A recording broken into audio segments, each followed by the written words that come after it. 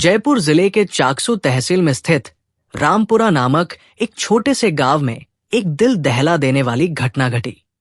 इस गांव में सुमन रमेश चौधरी, एक साधारण गृहिणी, अपने पति रमेश हरिसिंह चौधरी के साथ किराए के मकान में रहती थी।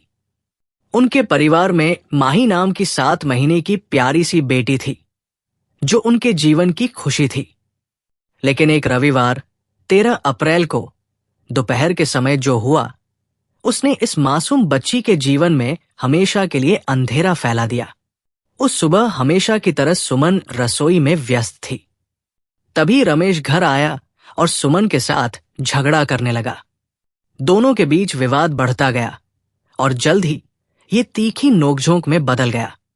तनाव असहनीय होने पर सुमन अपनी बेटी को लेकर पड़ोस में रहने वाले रिश्तेदार कमलेश सिंह के घर चली गई। उसे लगा कि वहां वह और उसकी बेटी सुरक्षित रहेंगी, लेकिन वहां भी उसे शांति नहीं मिली। सुमन अपनी बेटी को खाना खिला रही थी। तभी रमेश वहां पहुंच गया। उसने चिल्लाते हुए कमलेश के घर में प्रवेश किया और बोला, मेरी बेटी मुझे दे दो। सुमन बेटी को लेकर खड़ी हो गई, लेकिन उसने बच्ची देने से साफ इनकार कर दिया। रमेश बार बार बेटी की मांग करता रहा, लेकिन सुमन के इनकार करने पर उसका गुस्सा बेकाबू हो गया। राक्षसी प्रवृत्ति से भरे रमेश ने माही को सुमन की गोद से छीन लिया और उस मासूम बच्ची को जमीन पर पटक दिया। ये भूल गया कि वो उसकी अपनी बेटी थी। माही के सिर में गंभीर चोट लगी और उसकी वहीं मृत्यु हो गई। बच्ची के सिर से खून बहता देख सुमन चीखने चिल्लाने लगी। उसकी चीख सुनकर आसपास के सभी लोग घटनास्थल पर इकट्ठा हो गए। वहां मौजूद लोगों ने दुख व्यक्त किया।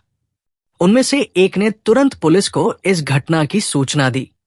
पुलिस ने तत्काल घटनास्थल पर पहुंचकर रमेश को हिरासत में ले लिया। वरिष्ठ पुलिस निरीक्षक सुरेंद्र शर्मा के मार्गदर्शन में जांच शुरू हुई। पुलिस ने वहां मौजूद लोगों से पूछताछ की।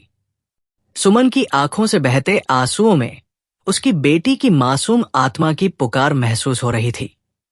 जांच में पुलिस को स्पष्ट हो गया कि रमेश ने ही अपनी बेटी की हत्या की है।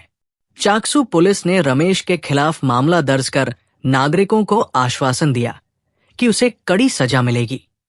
उस 7 महीने की मासूम आत्मा को न्याय की प्रतीक्षा थी।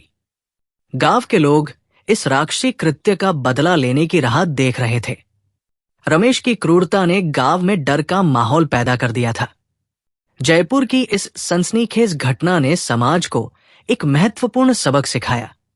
ऐसी राक्षसी प्रवृत्ति को रोकने के लिए हर किसी को सतर्क रहना जरूरी है। आपको इस घटना के बारे में क्या लगता है? अपनी राय कमेंट्स में जरूर बताएं। साथ ही क्राइम की हिंदी कहानियां सुनने के लिए हमारे चैनल डेली खबरें क्राइम कहानी को सब्सक्राइब करें। वीडियो को लाइक और शेयर करें।